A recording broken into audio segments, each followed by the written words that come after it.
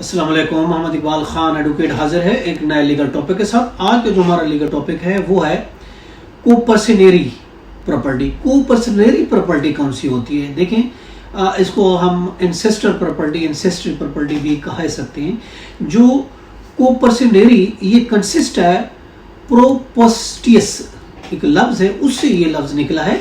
That is the person at the top of a line of descendant and his three linear descendants, यानी सन, ग्रैंडसन्स और great grandson, ये तीन यानी generation की जो प्रॉपर्टी होगी, जो तीन जनरेशन से चलती, लीनियर जनरेशन से चलती आएगी, उस प्रॉपर्टी को हम कहते हैं कोपर्सनरी प्रॉपर्टी।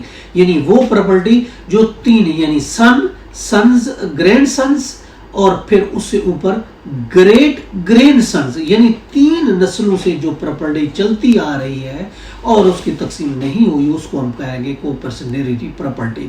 अगर हम डिफाइन करते हैं, ऐसी प्रॉपर्टी होती है जो कि कोपर्सनरी प्रॉपर्टी बन जाती है दस because of the ownership is mark bye unity of position, title and interest. इसमें डिफरेंस थोड़ा अगर हम देखते हैं बिटवीन द कोपर्सनरी प्रॉपर्टी और इंसेस्टरल प्रॉपर्टी में क्या डिफरेंस है। देखिए, कोपर्सनरी प्रॉपर्टी होती है विद थ्री जनरेशन से, जो प्रॉपर्टी तीन जनरेशन से चली आ रही प्रॉपर्टी है उसको कोपर्सनरी प्रॉपर्टी कहा जाएगा, जिसमें सन है, सन्स है और फिर ग्रेट सन्स है। तीन नस्लों से जो चली आ रही प्रॉपर्टी है उसको हमका कोपर्सनरी प्रॉपर्टी कहा जाएगा। अगर इंसेस्टरी प्रॉपर्टी की अगर हम बात करते हैं, ancestral property right of ancestral ownership होता है। अबाओ अजदाद की जमीन की प्रॉपर्टी में वो राइट होता है जो कि हमें बाय बर्थ मिलता है, जो पैदाइश की सूरत में हमें हक मिलता है, उसको हम कहते हैं ये एंसेस्ट्रल प्रॉपर्टी, यानी अबाओ अजदाद वाली प्रॉपर्टी है। अब कोपर्सनरी प्रॉपर्टी जो कंसिस्ट करती है फादर एंड हिज टू सन, यानी एक ऊपर बाप है, उसका बेटा, फिर उसका बेटा, यानी तीन नस्लों से अगर आ रही, अगर उस तीन के अलावा कोई और बेटा पैदा हो जाता है तो फिर वो 1/3 ये प्रॉपर्टी होगी, हर एक हिस्सा, ईच वुड हैव 1/3 हिस्सा वो लेगा। अगर वो उसका बेटा हो जाता है तो फिर उसका 1/4 हो जाएगा। अंडर अगर हिंदू लॉ में हम ये देख रहे हैं कि कोपर्सनरी प्रॉपर्टी यानी हिंदू फैमिली में ये याद रखें, मेल मेंबर जिनकी गैर तकसीम शुदा अनडिवाइडेड प्रॉपर्टी से अबाओ अजदाद के हिस्सा में जो मफाद होता है, अगर तीन नस्लें हैं तो हर एक को मिलेगा 1/3, अगर फोर्थ नस्लें हैं तो उसको 1/4 मिलेगा।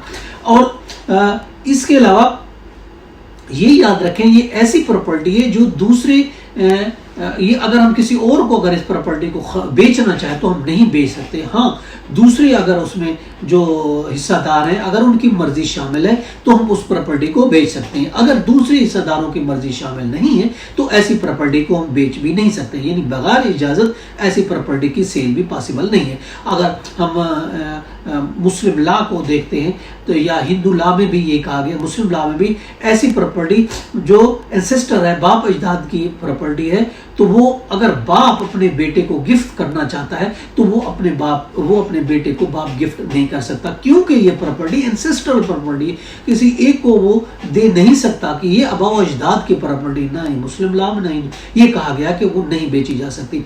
उसके लिए जरूरी है, हाँ, अगर कोई सर्टेन कोई खास वजूहात है तो उस सूरत में उस प्रॉपर्टी को वो बाप जो बेटे को गिफ्ट कर सकता है। सर्टेन सिचुएशन हो सकती है जैसे डिस्ट्रेस है या फिर पॉइस रीजंस है, इन सूरत पर प्रॉपर्टी की वो हो सकती है, अदरवाइज नहीं हो सकती।